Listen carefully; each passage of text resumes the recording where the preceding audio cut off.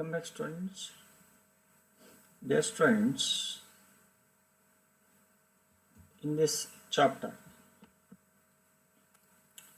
in this session, I would like to share the topic theory of forced vibrations and resonance, and examples for resonance are mechanical and electrical resonances. Let us see what are forced oscillations and resonance. In the last chapter or session, we have seen that the free oscillations of a physical system die out with the time due to the damping forces. The oscillations of the system can be maintained. The oscillations of the system can be maintained if an external periodic force is applied to it. In this session, we plan to investigate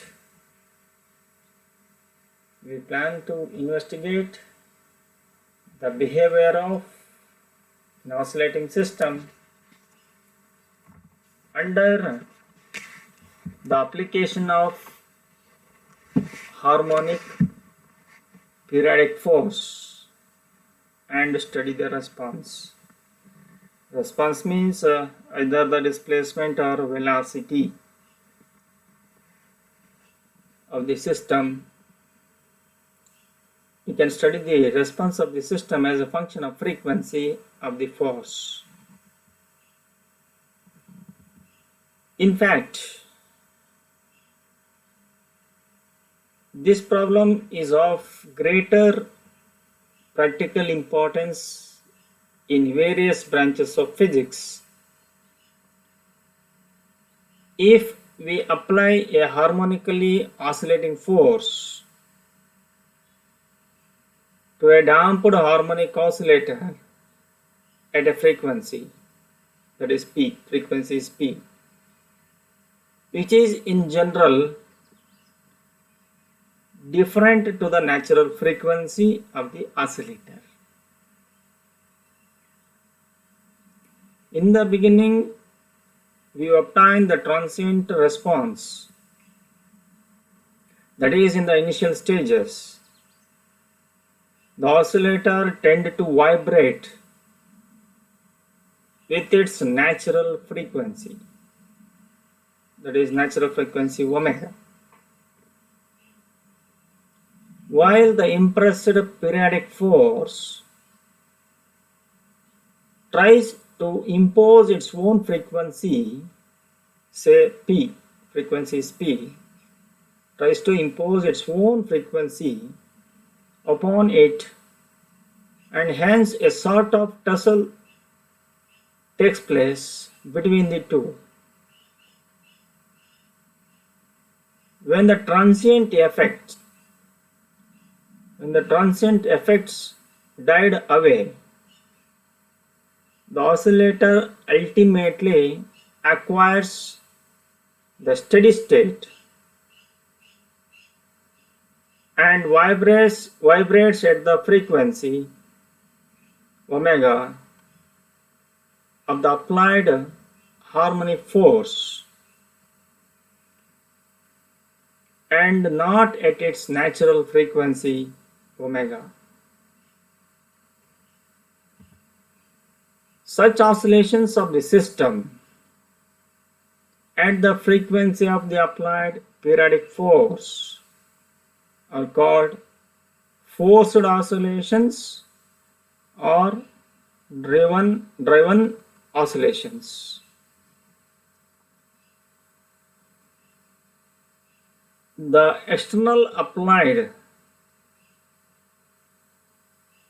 harmonic force is called the driver and the oscillating system itself is called the driven or forced oscillator.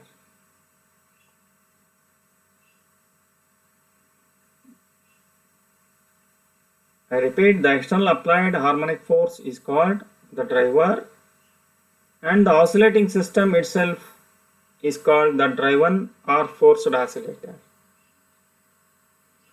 The driving harmonic force delivers periodic impulse to the oscillator so that the loss of energy in doing work against the damping force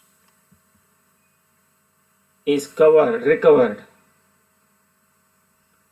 Consequently, in the steady state, the oscillator vibrates with constant amplitude.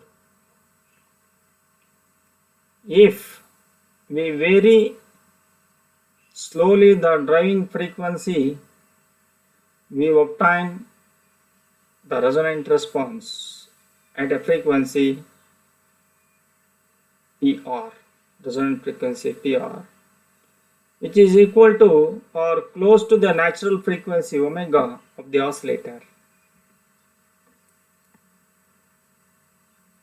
In this chapter, first we shall establish the differential equation of driving harmonic oscillator and obtain the steady state solution. We shall study the response of the oscillator at various frequencies of the driving force and discuss in details the resonant response.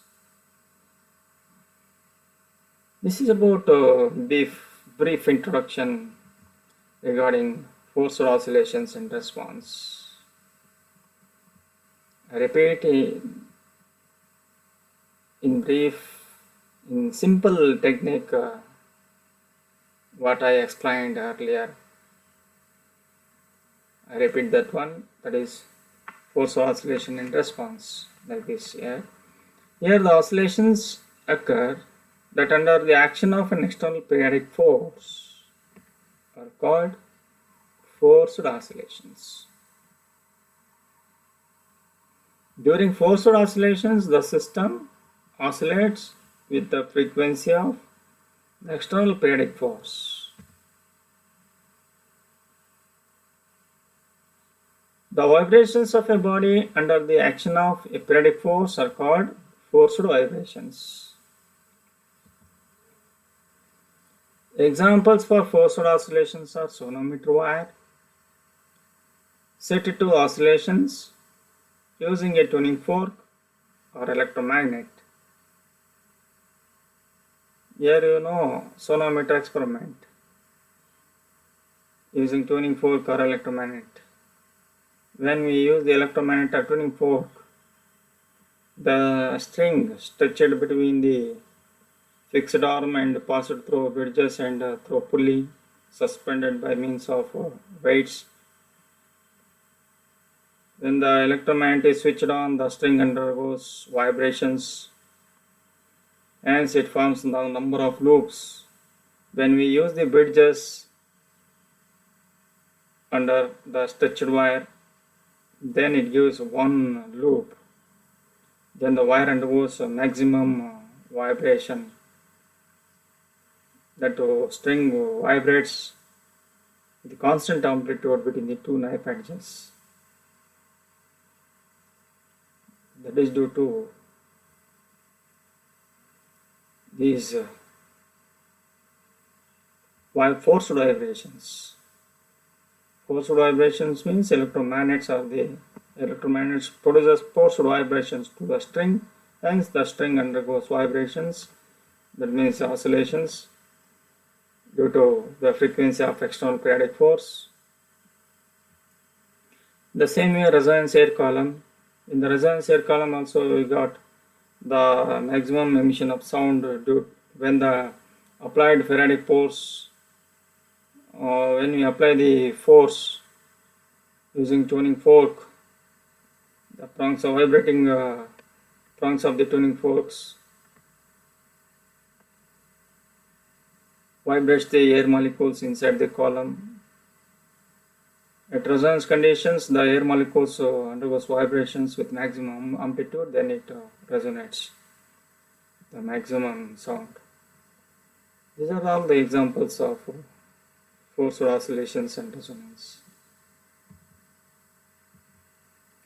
Let us see the theory of forced vibrations and conditions for resonance.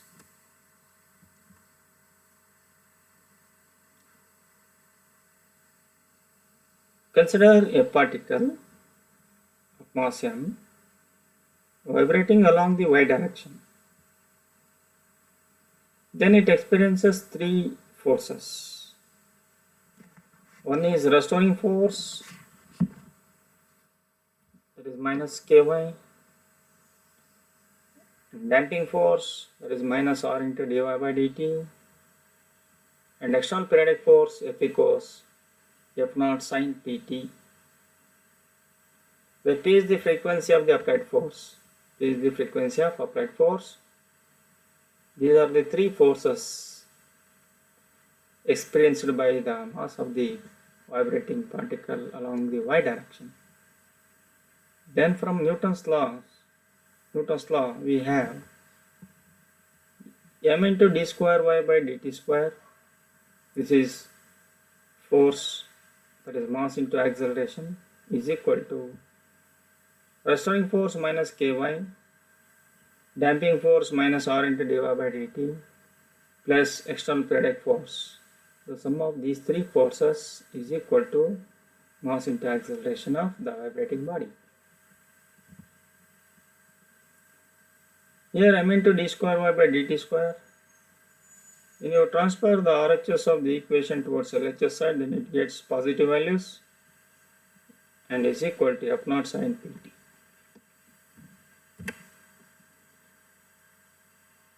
Now you divide the above equation by factor m, term m, you get d square y by dt square plus k by m into y plus r by m into dy by dt is equal to F0 by m into sine pt.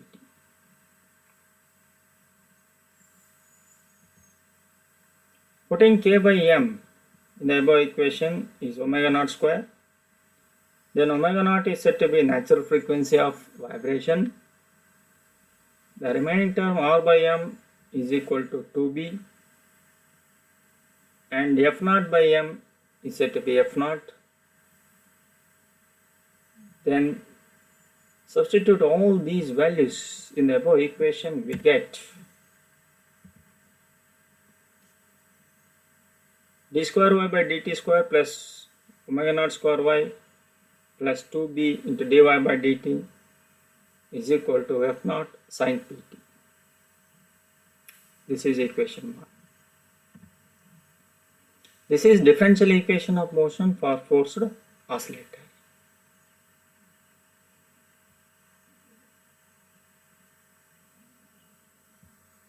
The damping force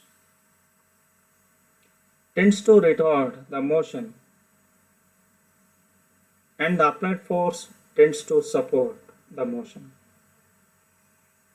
Here damping force tends to retard the motion and the applied force tends to support the motion.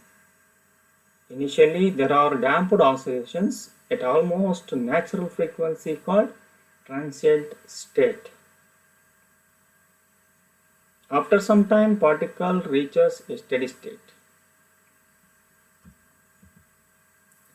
In the steady state, the particle vibrates with frequency of the applied force.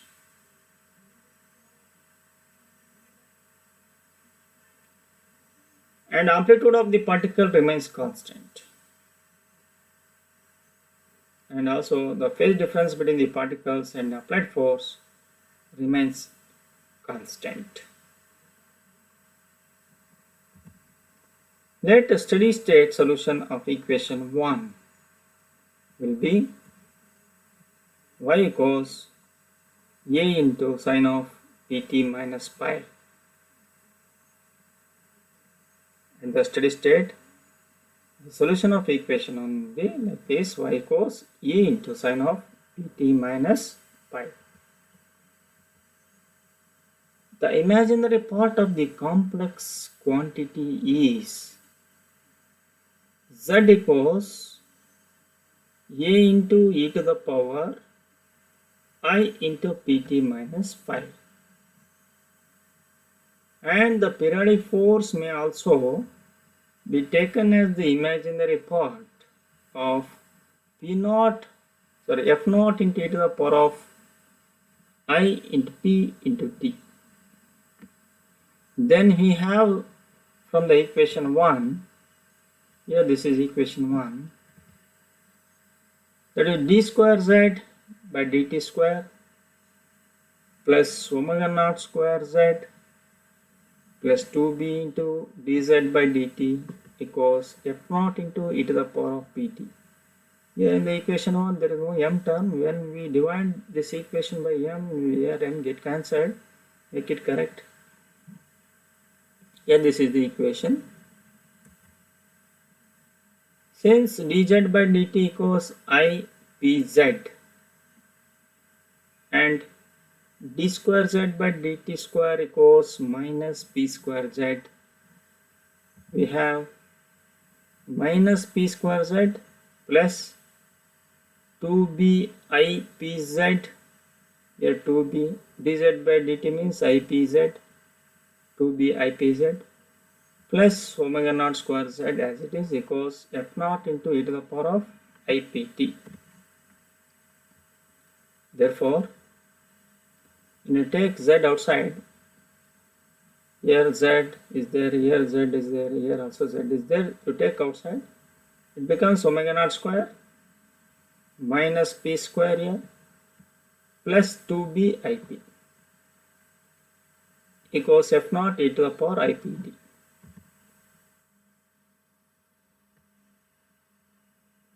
That is omega naught square minus p square plus 2b ip into z value is here complex quantity, imaginary part of complex quantity, z equals a into e to the power of I pt minus pi, I into pt minus pi, that is equal to f naught into e to the power of I pt. Here you split this one exponent term like this, then you got this equation omega naught square minus p square plus 2b ip into a into e to the power of I pt into e to the power of minus I pi. When you multiply with I term and split this one, this is equal to f naught into e to the power of I pt, or a into e to the power of I phi is equal to, I into phi is equal to f naught upon the LHS term, it comes to what's denominator, which is equal to f naught upon omega square p square plus I 2bp into omega naught square minus p square minus I 2bp divided by omega naught square minus p square minus I 2bp. Here when this equation multiply with the omega naught square minus p square minus I 2bp and divide with the same factor, then we get a into cos pi minus I sin pi equals f naught into omega naught square minus p square minus I 2bp divided by omega naught square minus p square plus 4b square p square. When multiplied the denominator factors, denominator terms, we get this equation. Let it be equation 2. Equating the real and imaginary parts of the equation 2, we get here a cos pi is equal to f naught into omega naught square minus p square. This is real part. Omega naught divided by omega naught square minus p square whole square plus 4b square p square, and a sin theta equals f naught 2bp upon omega naught square minus p square whole square plus 4b square p square. Squaring and adding, we get a is equal to, just squaring and adding both terms, above terms a cos phi and a sin pi, and add it, we get the final equation f naught divided by omega naught square minus p square whole square plus 4b square p square over to the power of 1 by 2. That will be equation 3. Taking ratio of tan pi equals 2bp divided by omega naught square minus p square. This is equation 4. That means in the above equation a cos pi by a and a sin pi. Here you just taking ratio a sin pi by a cos pi and solve it, then we get the tan pi equals 2bp by omega naught square minus p square. Let it be equation 4. The amplitude A of the forced vibrations depends on relative values of omega naught and p. Natural frequency and vibrating frequency. The oscillations of the object lags in phase behind the applied force by a quantity given by the equation 4. Then the amplitude will be maximum when the applied force frequency is P equals square root of omega naught square plus minus 2b square, that is equal to P into R, P subscript R.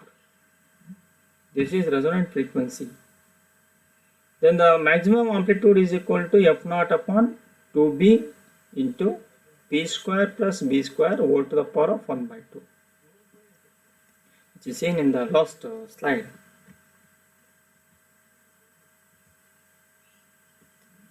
Next, about resonance. Already explained what is meant by resonance.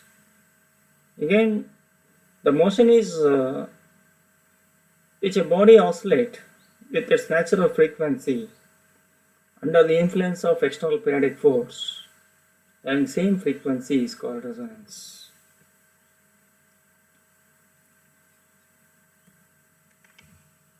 In this case, the frequency of forced oscillator is nearly equal to the frequency of external periodic force, and the amplitude of the forced oscillator is maximum. Here, in this situation, resonance condition, the frequency of forced oscillator is nearly equal to the frequency of external periodic force, and the amplitude of the forced oscillator is maximum. When the force is applied at the natural frequency of the system, the amplitude of the oscillations will be maximum. This condition is called resonance. When the force is applied at the natural frequency of the system, the amplitude of the oscillations will be maximum. This condition is called resonance.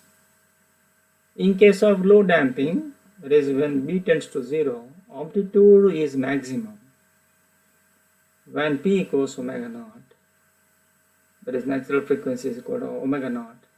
That is when applied force frequency matches with the natural frequency of the oscillator, resonance.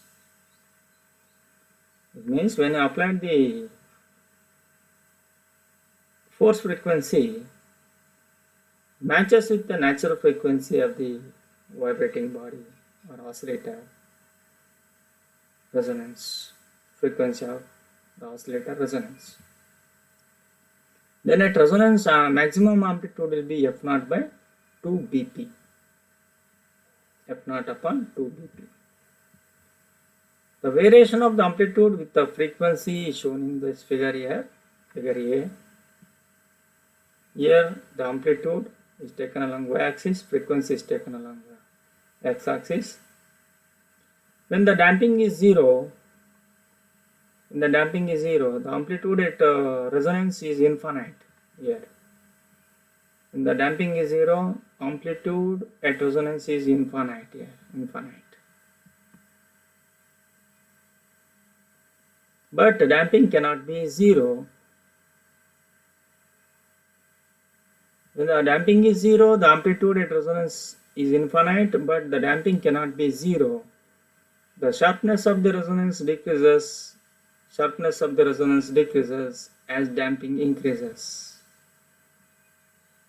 Here, as damping goes on increasing, the sharpness of resonance decreases here. Here this is about zero damping or undamped. This is about highly damped. This is about this is about lightly damped. This is about heavily damped. Here this is omega naught shown here. This is the frequency here.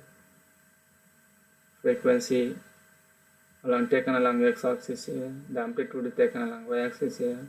These are the different curves for different damps. Zero damp, undamped. This is lightly damped. This is heavily damped. The sharpness is like this. For heavy damping, sharpness, there is no sharpness. Sharpness is widened. Here the sharpness is little bit high. Here this is highly sharpened.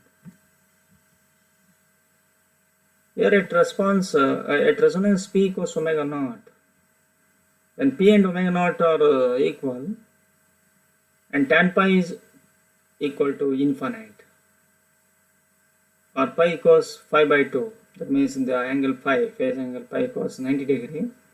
The variation of phi with P shown here, like this.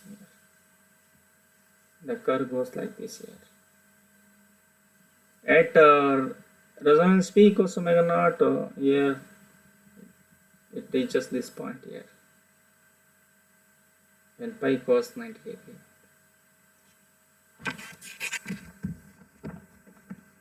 This is about variation of amplitude with the frequencies.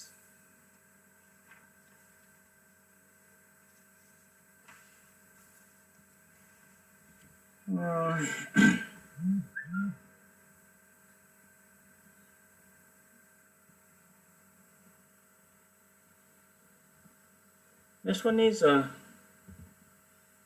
examples of forced oscillations and resonance.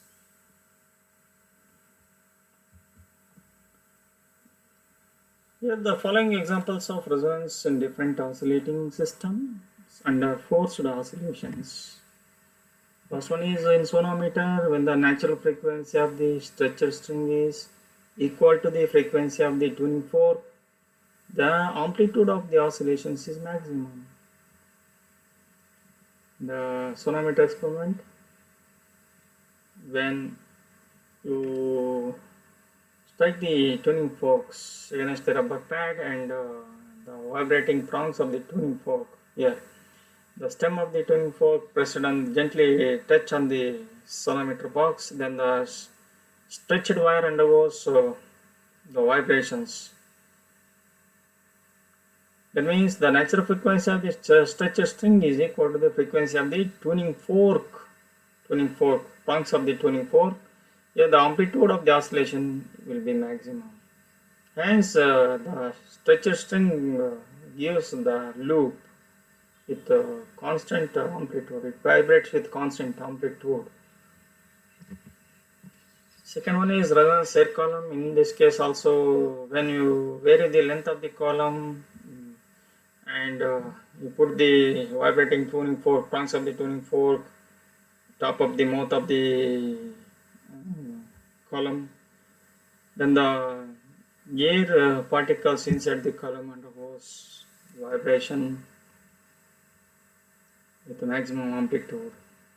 We get the maximum, we heard the maximum sound. That is the resonance.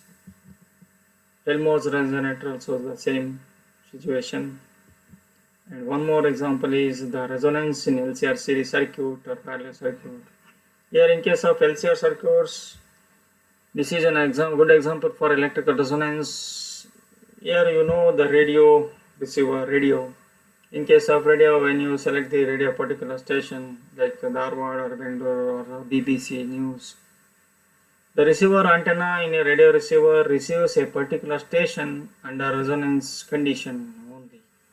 That is when the frequency of the LC circuit, LC means inductor and capacitance circuit, is equal to the frequency of the signal received.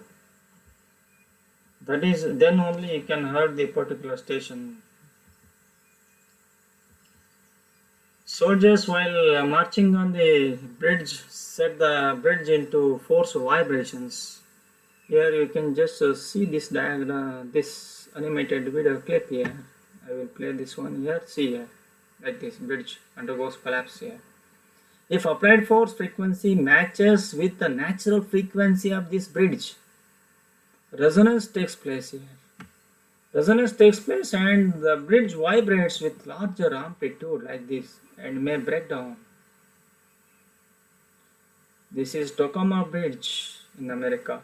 Therefore, soldiers are asked to break their steps while marching on a bridge. Yeah, this is a collapsing of bridge.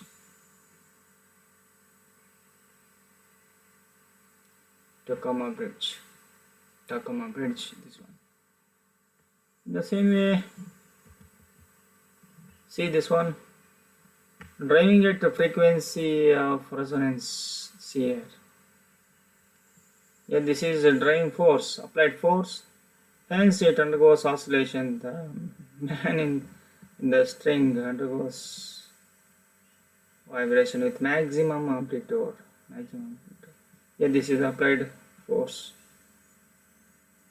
This is driving at a frequency of resonance.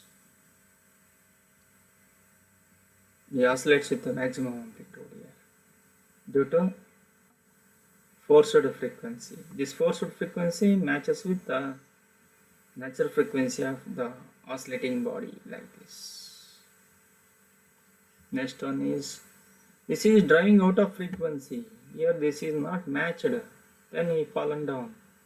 This is driving out of frequency. This diagram shows this animated clips. See, these are all good examples. Now about coupled oscillator.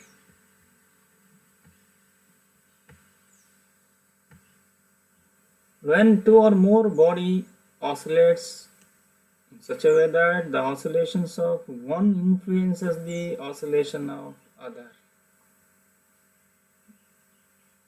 then the resulting oscillation is known as coupled oscillation, and the bodies to constitute a coupled system.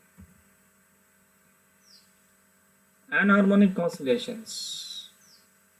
In an anharmonic oscillator, the relation between force and displacement is not linear, but depends upon the amplitude. Here in this situation, force and displacement is not linear, but depends upon the amplitude. Vibration frequency can change that depends on the displacement. There are fundamental frequency and other frequencies. Their equations of the motions are non-linear. This is about anharmonic oscillator. All oscillators becomes anharmonic when their amplitude increases beyond a limit. Example, large angle pendulum, lattice and molecular vibrations are a good example for anharmonic oscillations.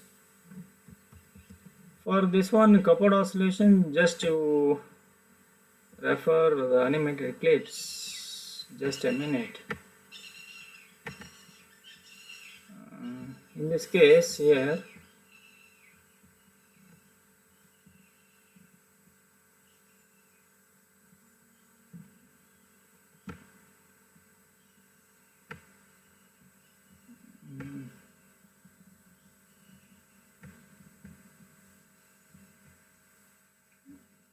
for coupled oscillations, see the images like this.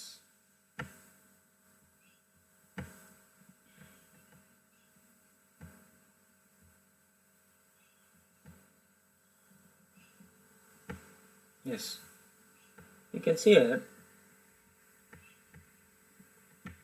This is the animated clip of a coupled oscillator. Okay.